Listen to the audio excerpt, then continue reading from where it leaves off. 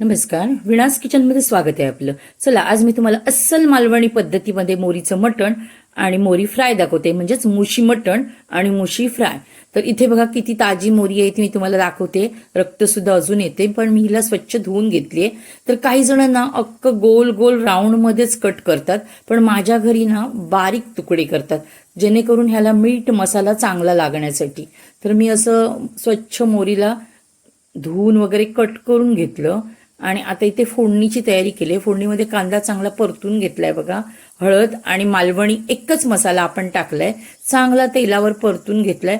त्यानंतर आपण मोरीचं मटण टाकतोय बघा आणि तेही व्यवस्थित फोडणीत परतून घेतोय बघा.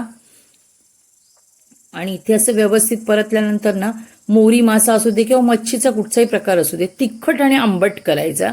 तर मोरी तर आंबटच करावी लागते. तर मी इथे कोकम टाकले, चवीपुरतं मीठ टाकले आणि आता बघा पाणी आपण अजिबात टाकणार नाहीत. मोरीला पण भरपूर पाणी असतं. इथे झाकण ठेवणार आहोत, कारण मोरी आपण सुखं मटण बनवणार आहोत आणि ह्याच्यावर तिखट डाळ करायची. काय एक नंबर चवीला थाळी लागते. तर इथे बघा किती पाणी सुटलं इथे. तर आता आपण ह्याच्यात मालवणी वाटण टाकतोय. वाटणाचा व्हिडिओ आपल्या चॅनेलवर आहे. व्हिडिओ मोठा होतो म्हणून मी वाटण नाही दाखवलंय.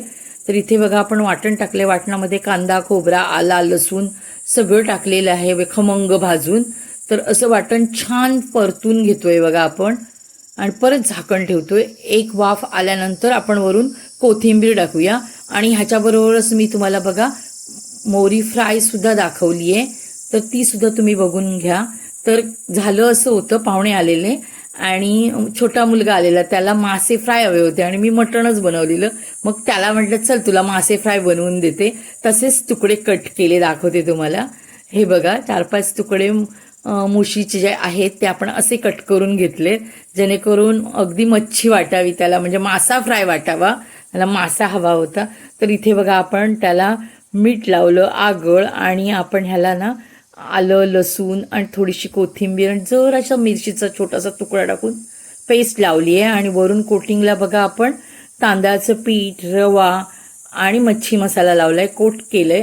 आणि छान इकडे तेल गरम झालंय आणि कळलं सुद्धा नाहीये की आपण मासा फ्राय केलाय की मुशी फ्राय केली आहे. पण काय चवीला जबरदस्त लागते बघा. मुलांना करून देऊन तुम्ही एकदा, मुशी फ्राय किती छान लागते ती. तर इथे मस्तपैकी बघा मी तुकडे असे ठेवले आहेत मोरीचे. आता अलटी पलटी करून एकदम कुरकुरीत फ्राय करून घेऊया. तुम्ही माझ्या चॅनेलवर नवीन असाल तर माझ्या चॅनेलला लाईक, शेअर, सबस्क्राईब करायला विसरू नका. इन्स्टा FBला असाल तर फॉलो करायला विसरू नका.